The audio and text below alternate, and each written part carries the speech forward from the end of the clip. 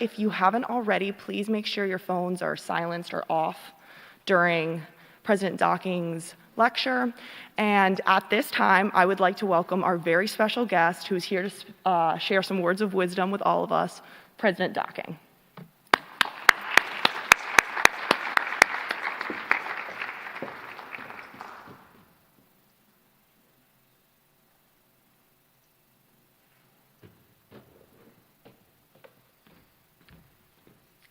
Hey, all you Mortar boarders. I guess I shouldn't be drinking Tim Horton's coffee up here in front of all of you. Don't want to forget that. But yeah, thanks so much for having me and for taking time out of your busy schedules to do this. It just is such a statement about you and your desire to learn, your desire to stay engaged. Let me just tell you a little bit about sort of what led up to this. Was asked to do the last lecture and said okay, and then I was the senior class to ask me if I would do the last lecture next week. So I thought, okay, well, this is like the second to last lecture.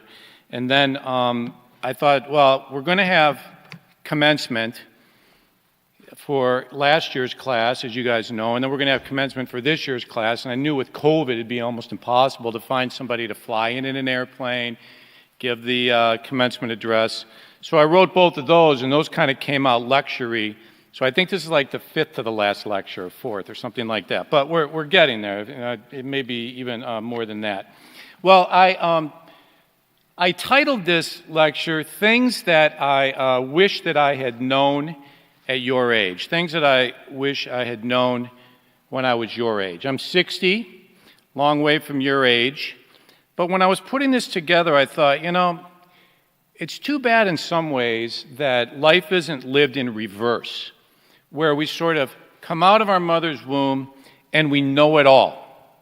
And then, like, we forget things throughout life, but we start with knowing everything, because if there's one thing that is true about life is that we often realize things too late. We learn things too late. We, for example, get done with a class that we didn't do as well in as we thought we should do, and we go, oh, I realized when the class was over how I needed to study for that class. If I just would have studied differently from the beginning, I could have gotten an A in that class. Or you're in a relationship with somebody, and the relationship doesn't work, and you sort of reflect back on, you wanted it to work, and it didn't work, and you realize, oh, I didn't act how I wanted to act, or why did I say that, or I know now where I went wrong. At my age, you know, I know a lot of couples that are divorced, and you wouldn't believe how many divorced couples say, oh, if I would have known when I was younger and, you know, looking for somebody to spend my life with, and known now what I know now, it would have been differently, and so on. But that's not the way life is, and we have to live life going forward and not looking backwards. So I thought, well, what's one way that we could sort of solve that problem? And that's what I'm going to try to do right now, is to say, well, I can tell you the things that I've learned throughout my life that maybe you don't know yet, so then you can know it at your age. And then you can sort of live life going, oh yeah, you know, President Docking said this, and why wait until I'm 60 to learn it? I know it now, and I can make decisions and live life a little bit differently, hopefully better. So here are 5 things that I've learned through experience, through hard knocks, through the tough road of life. Nothing I've read in a book, nothing that sort of someone taught me when I was your age, something that I've just learned over time. And the first one is this, that if you want to be successful, if you want to do very well professionally, if you want to be that person in an organization that has a better title, makes more money, moves up in the organization, somebody that people say, whoa, like they've been incredibly successful, then the second most important thing that you can do and should do is overperform. Now you might think, well, that seems obvious, but you would not believe how many people I've met professionally that just do what's good enough. They do average. They sort of do what they're asked to do. And so they have average pay, They have an average title. They have average authority, and they have, honestly, an average life. But those people that say, okay, I'm expected to do this, but I'm going to do this, that is a conscious decision. And if you go into your professional life thinking, I'm going to make a conscious decision to overperform, you will be noticed. You won't even have to tell people you're good. People will just notice. And that's the best kind of person. Or you can do that as a parent. You can say, well, you're a parent, I'm an average parent, whatever. We say, no, I want to be a great parent. I'm going to overperform as a parent. You will be a great parent then. So the way to escape mediocrity is to overperform. The second thing that I've noticed about highly successful people, and this is almost true to a person, is that they're curious people. They're wired to be curious.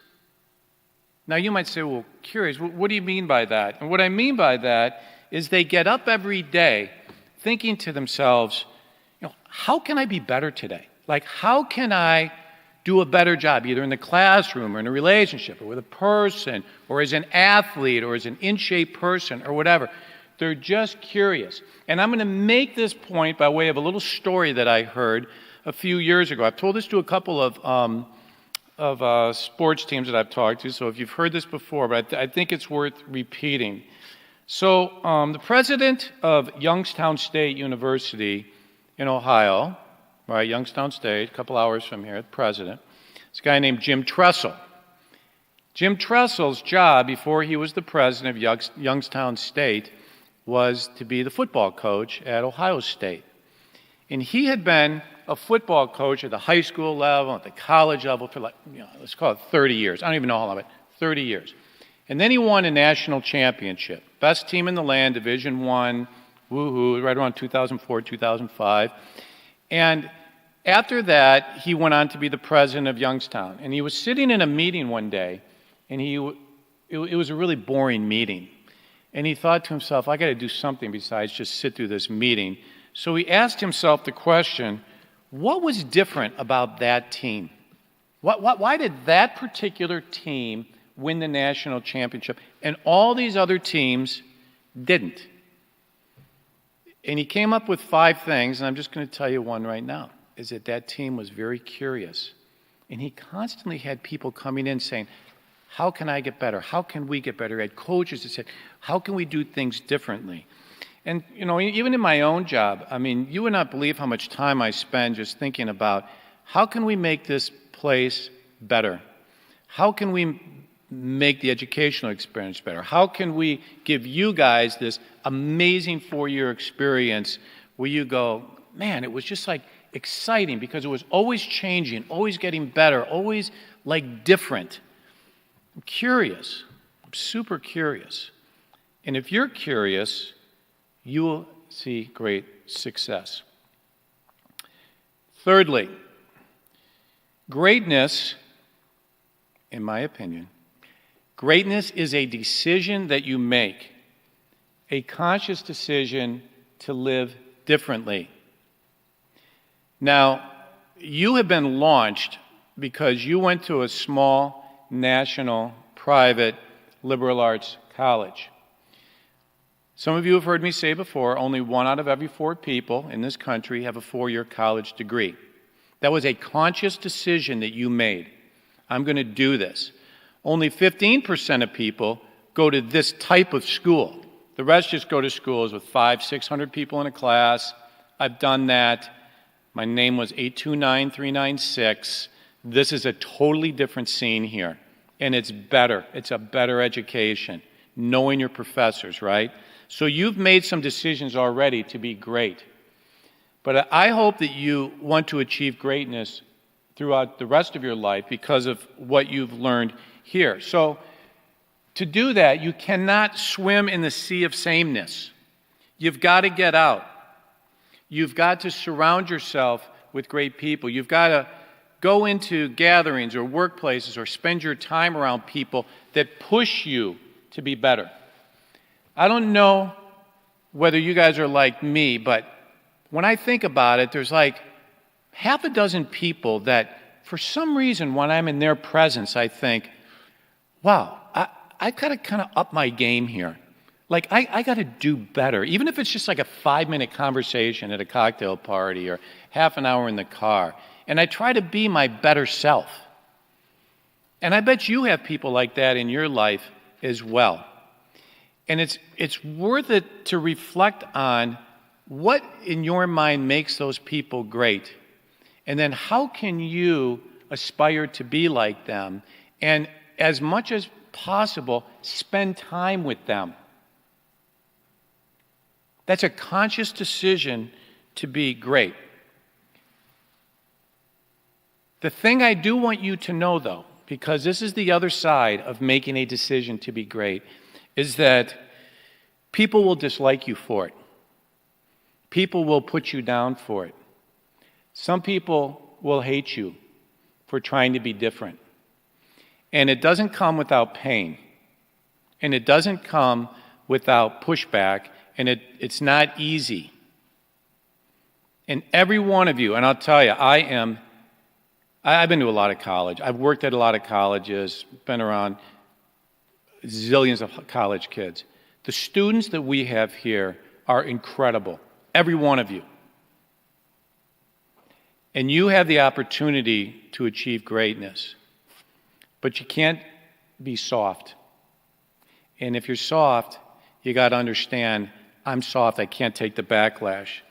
So a friend of mine said to me once, there's really 3 types of people in this world. There's leaders, people that achieve greatness, people that get the job done, people that disrupt and change things and make life better for others and do all kinds of incredible stuff. And each of you would fall into that category for me. There's a second group of people that realize, I don't have what it takes to do that. That's not me. But what I can do is support those people. I can do what I can do within myself to really help them achieve the great stuff that they're trying to do. And those people are incredibly important and they're wonderful. I could name people at the college like that. But there is a third group of people out there that I'm very honest about letting you know about. And that's a group of people that wishes that they were in that first group, and they realize they're not, and so they try to tear down the first group. And they try to tear down you when you try to achieve greatness. Don't let them win. Don't let them dissuade you from living an extraordinary life. Don't let them hurt you. Don't let them put you down. Most of them are pretty unimpressive people anyway. That's my experience. Be tough. You can do it. Greatness is a decision. Next, number 4. I'll explain this one, but it's titled this: when you find yourself, you lose yourself. When successful people find themselves, they lose themselves. So what do I mean by that? What I mean by it is that, as Mark Twain said, 2 most important days in your life, right? The day you were born and the day you figure out why. Now, the day you were born, you've taken care of that. Figuring out why means, why did God put me on this earth? What is my purpose? What should I dedicate my life to professionally? Okay?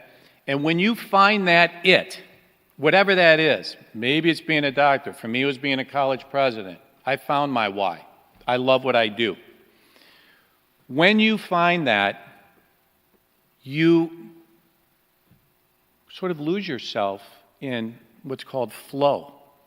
When you go to work, the hours just pass. Time just kind of goes away. You wouldn't believe how many times at 5, 6, 7 o'clock at night I'm in my office and I'm like, I wish it was noon so I could stay here for 3 or 4 or 5 more hours and work. Probably hard to believe, given some of the jobs some of you have had and I had when I was your age, which is like you almost just can't wait until Friday to get 2 days off. But you sort of lose yourself, and it becomes about the institution that you work for, the institution that you work with. And you end up thinking about work even when you're not at work. Then you've arrived. Then you're happy. And you will be a leader, and you will be compensated well. When you find yourself, when you find your it, your why, you will find that you lose yourself. And that's a really cool thing. That's a great thing. And then finally, number 5, one thing that I've learned through the series of Hard Knocks is that unlike what my wonderful mom taught me, be patient, always be patient, patience is a good thing. Patience is not a good thing. Be impatient, okay? If you choose to be great, if you choose to do good things, people will come out of the woodwork to say to you, slow down, you don't need to do it that way, we've never done it that way, let's think about it, let's talk about it, let's, just try to put this on the back burner. That doesn't work. If you've got a great idea, if you've got greatness that you want to achieve, put the foot down on the accelerator and go. Because the world is filled with mediocrity. The forces of mediocrity are absolutely real. And only you, through your drive, perseverance, ambition, and fanatical commitment to results, which is what impatient people are. They're fanatically committed to getting things done. It's like this at the school. I mean, Mahan Hall's going to get a new $5-6 million art gallery facelift, the whole bit soon. It's because we're doing it in the midst of COVID, like we are getting this done. Stevens and Powell, they've needed it for a long time, right? So that's it. We're done with those crummy bathrooms. The windows where it's like raining harder inside than outside. We're done. Get it done. $2 million this summer into those halls. I don't know if you guys have driven down the new entrance or put in a beautiful new entrance. It's like, what, people, slow down, it's COVID. It's like, we got the money, we raised the money. Yeah, but, it's just time to kind of sit back and forget it. We're moving. And we were like that. What you guys have lived through this year was an impatient desire on the part of all of us to say, no, we're not going to lock these students down. We're not going to send them all home. We're not going to tell them to take classes in their bedroom at home. We're not going to just live in fear. We're not going to tell them to duck and cover. We're going to have class, and we're going to have it in person. And we're going to have sports, and Richie's going to be open, and they're going to have as normal a life as they can have. Fanatically driven, will not swim in the sea of sameness, impatient. It's going to happen. Now, in the midst of all of that, we said to students, if you're not comfortable being at Adrian College, if you're worried or scared of COVID, I respect COVID. I had the mask on when I came in, whatever. Then that's okay. Stay home. We said that to the football players and the athletes. We had a couple football players say, I'm nervous. That's freedom. That's liberty. That's treating you like adults. That's you taking all the information you have and making the right decision for your life. But you get to make that decision. And you should get to make that decision because you're educated people who can think critically, who clearly have made good decisions through your life. You're sitting here. Mortar board, right? It's huge. Huge accomplishment. It's amazing. I couldn't do this when I was your age. I had 5 majors in college. I had no idea what I was doing in my life. You guys are so far out in front of where I was at your age, it's unreal. So I'm supposed to take COVID and say, well, these people who have made all these really good decisions and are getting terrific grades and are, nice people and going to college, well, I'm just going to make the decision for them. Yeah, you can't go to college here. Got to stay at home. Not going to do it. Okay?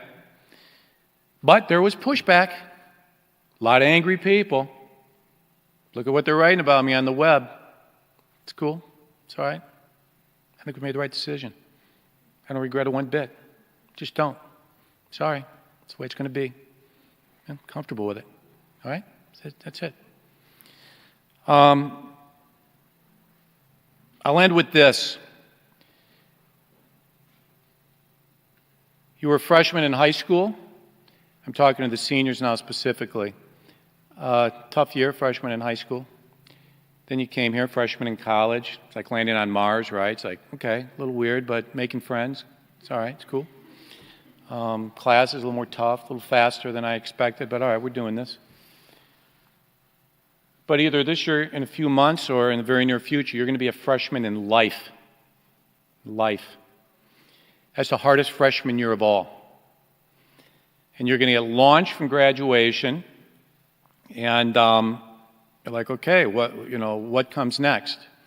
And what you're going to do is you're going to do what I did, which is to look around, and you're going to always see people richer than you. You're always going to see people better looking than you. You're always going to see people with a nicer car than you have, maybe a better family life than you have. You're always going to see people that have things that you want. But there's one thing that's totally within your control. And as I said at the beginning, I say it's the second most important thing is overperforming. This is the most important thing that's totally within your control, that none of those people can touch. It's your work ethic. And if you work hard, you find what you love to do, and you work hard at it, you will achieve incredible success. When Tom Izzo spoke to my leadership class a few years ago, he said there was always better people with the X's and the O's. Always taller people, better players than I was. People that do new game day management better than I do. He said, but nobody, absolutely nobody will outwork me. That's been true for my life. You wouldn't believe how many people you're going to bump into that you think, if this person only worked harder, sort of, they have unrealized potential. And that's one of the saddest things in the world, to find this incredibly talented person that sort of could have it all, but refuses to work. Work hard. And if you love what you do, you'll never work a day in your life. So that's what I wish I knew when I was your age. It's what I've learned along the way. Don't know if that's helpful at all, but that's all I got. And it really is awesome that you guys are here. How long did that take? Oh, it went longer than I anticipated. I always do. All right, any questions here before we get to the more important thing than listening to me yap on? Any thoughts? Anything you want to question? Yeah?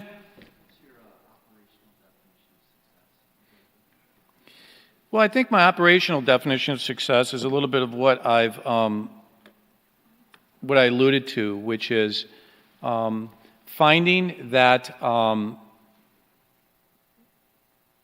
that place in your life where you feel like you're making a contribution, that your skills match your ambitions. I mean, that's what I mean by that is I could decide right now I'm going to be a pro golfer.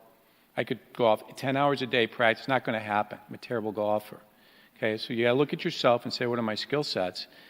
And that in the midst of that, you find personal fulfillment and happiness. Happiness matters. That's what I would say. Other thoughts? Other things you've wondered about? And it doesn't have to be about my speech. It can be about where the college is going, or why there isn't more parking, or whatever you want to know. I got no answer on the parking issue. None. Yeah? Can you give us a time when, in your personal life, where you went against the flow, like you said, where you did something different than the crowd? Yeah, I think, the best example I can, probably comes to mind is opening the school this year. My friend lives in East Lansing. I mean, it's like, you should see East Lansing. I mean, it's got there's 2,500 people in the whole college. There's 50,000 people in that school. I mean, they're closed. Wayne State closed a week or two ago. Michigan, basically. And, we had to get through our mind. We literally get together every single week to talk about COVID. And last June and July, I said, if we're going to open, we got to get our heads around the fact that student could die. I mean, back then it was like all these college kids are going back, they're going to get COVID, they're going to die, blah, blah, blah, blah, blah. I mean, the odds of dying, of COVID at your age are infinitesimally small, something like 0.03 or something like that. But I felt like we were going against the flow on that. I think, 15 years ago, leveraging athletics to grow enrollment was going against the flow. A lot of people say, well, what are you doing? Like, we're an academic institution. And I said, got to have bodies here. Got to have good kids. This is the only plan I've got. A lot of people were mad, but I thought that it would grow the school more quickly than if we went the other way. So we did grow through athletics and then obviously made huge investments in academics. So, I don't always do a good job of implementing things, because when I take my personality inventories, what it shows about me is that once sort of the decision's made, it's like get on board or get out of the way, and people feel like this guy's like running over me, like headstrong. And you make a lot of enemies to it. And that's on me. I could do a better job massaging things, but just not very good at that. Other thoughts, other questions? Yeah. Do you think that success is viewed more upon by other people versus seeing it within yourself? And I guess how do you combat that in life? Yeah, I do think that people get way too caught up in success as viewed by other people. My memory growing up was I asked my dad one time, Dad, are we rich? I was like 7 years old. We weren't rich, by the way. And he said, yeah, we're the richest family in the world. I said, wow, really? He said, yeah, because we have each other. He was successful for saying that. And I think that all of you should figure out what is rich to you. I spend a lot of my time running around the country chasing wealthy people, trying to get them to give money to Adrian College. And a lot of them are wonderful, but you would not believe how many very wealthy people that I have met that are not happy, or they don't have happiness in their family, or they're down. I was really taken a couple years ago when Kate Spade took her own life. It's like, Kate Spade? I mean, purses and the line of clothing, just she's probably a billionaire for all I know. Had it all, right? New York, fame, attractive. Kate Spade took her life. Like, what does that say about happiness?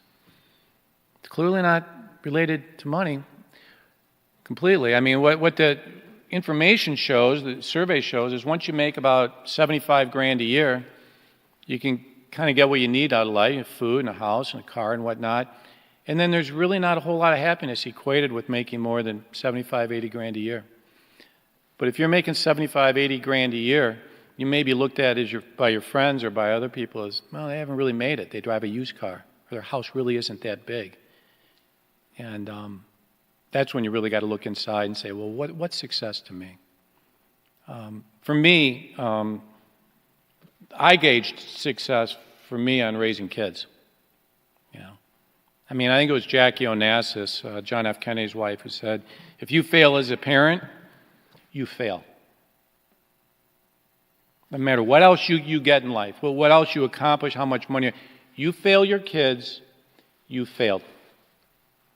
I remembered that, and I think some of that's true. They can't take care of themselves. It's on you as a parent. I wish at colleges that we talked more about that, about the biggest decision you're ever going to make in this life, nothing's even close, not even close, is who you marry. Who you marry. I mean, and it could be,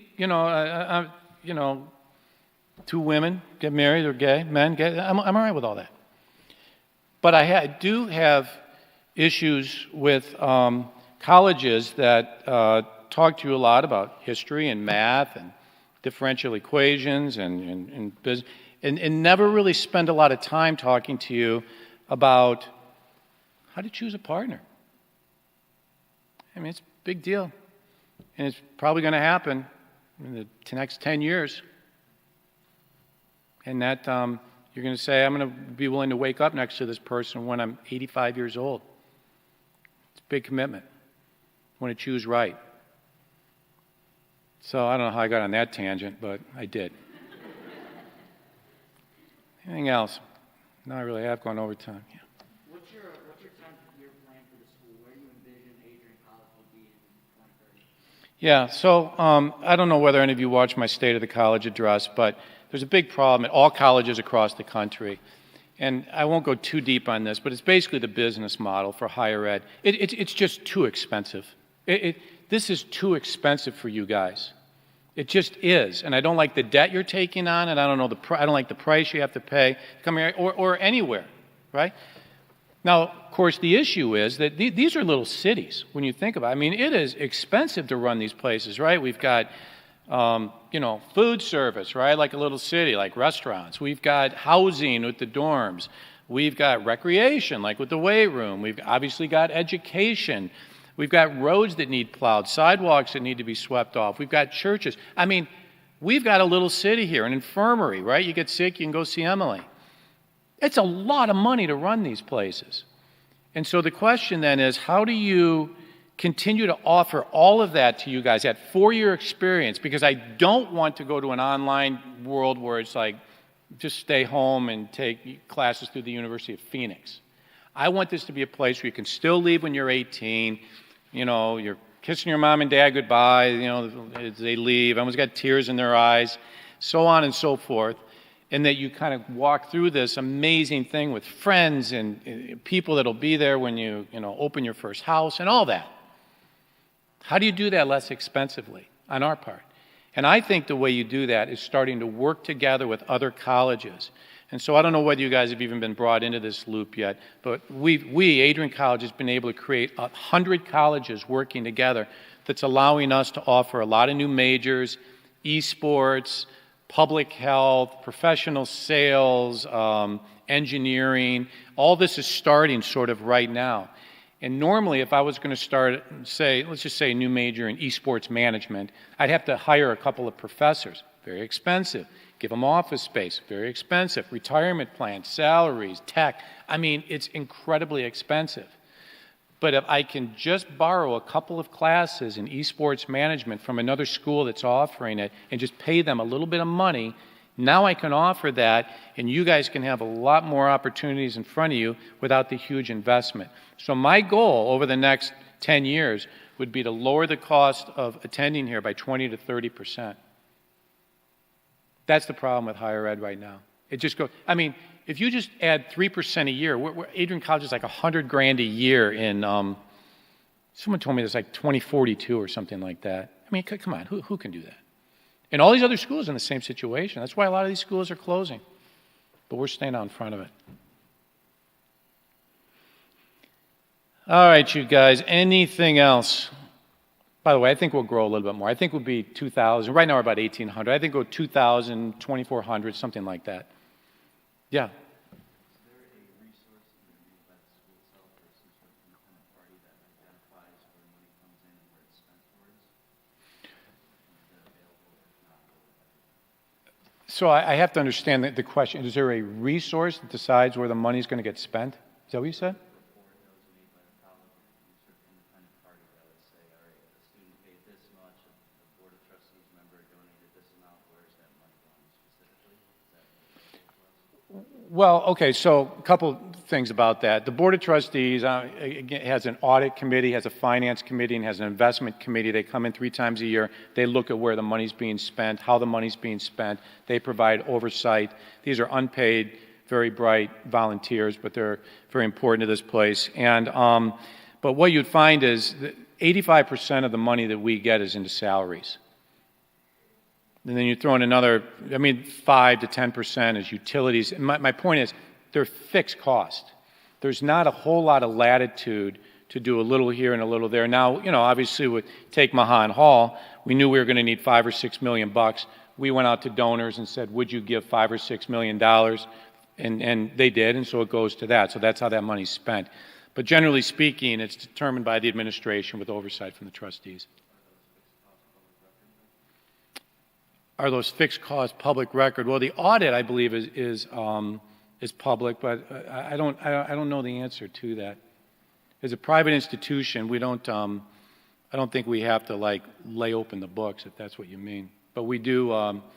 There's rules around being a 501c3 where you are required to lay bare some of what you're talking about. But I just don't know the details on it. All right. Sure. Do you have any plans for recreation for students to kind of just make downtime a little bit better? Maybe like a pool, a rock climbing wall, maybe like a room with tabletop, board games, table tennis, stuff like that? Yeah, so we do not have plans to build a pool. We did at one point. The problem with the pool was that it's like $250 grand a year just to keep the chemicals in it and so on and so forth. The rock climbing wall, my feeling on rock climbing walls is there's sort of like a big splash at the beginning and people are all about climbing the wall, and then it's like the new toy at Christmas when you're little. You're sort of done with it after a few weeks. So we haven't done that. But the table tennis, pool tables, things like that, those are the types of ideas we love to get from you guys, because those are things we can do. There's room in Kane to put stuff in, whatever. And I would just let your voice be heard. Anything else? All right, I think I really should make this the end because I know we got some stuff to do here. So, is that it? All right, thank you.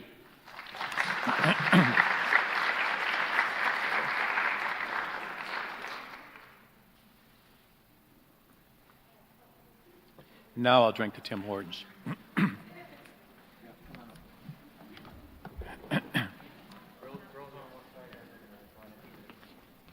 I've had the vaccine, but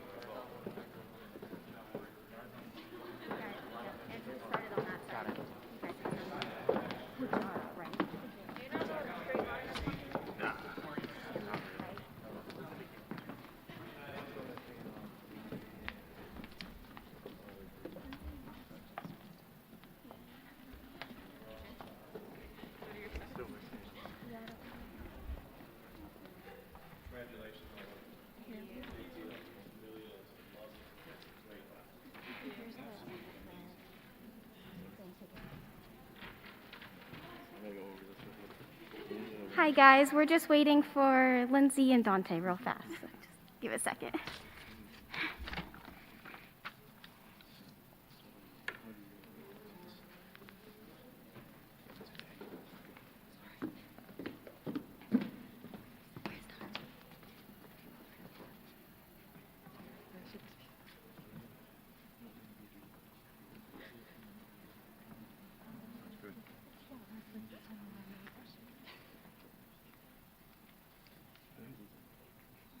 Sorry guys, just gonna.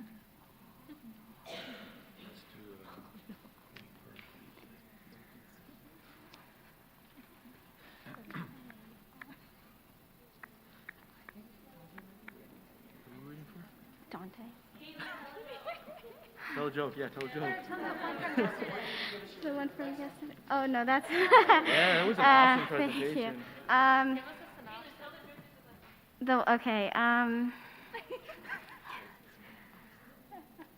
How do I start it? Let's see. Where does a man go if he gets hurt playing peekaboo? The ICU. All right.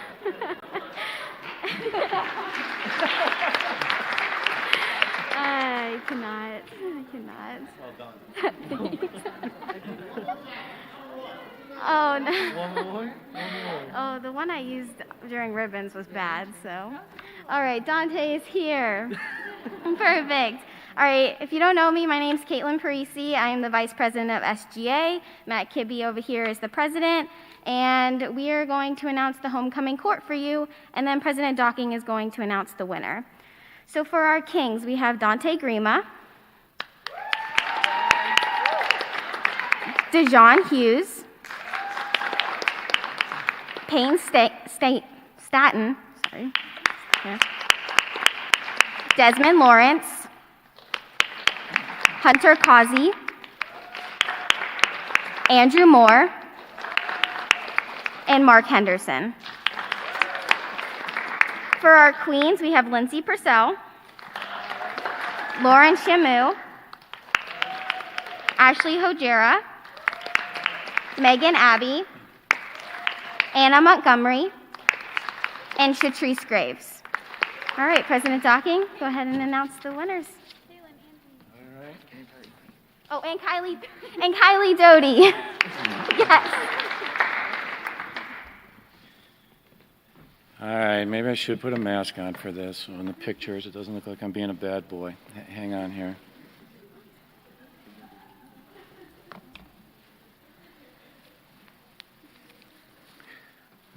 All right. This year's queen, who I am very happy to announce, is, don't want to get this wrong, Lindsay Purcell. Congratulations. Congratulations to you. Got her, or is it okay?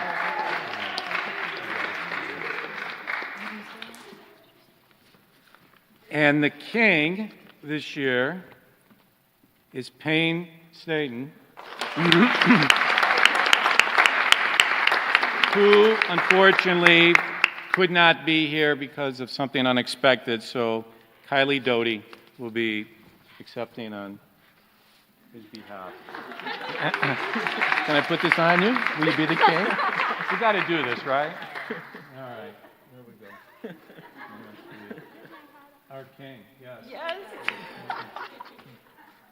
That's beautiful. Perfect, guys. Congratulations, guys. Yeah, I forgot to shake your hand.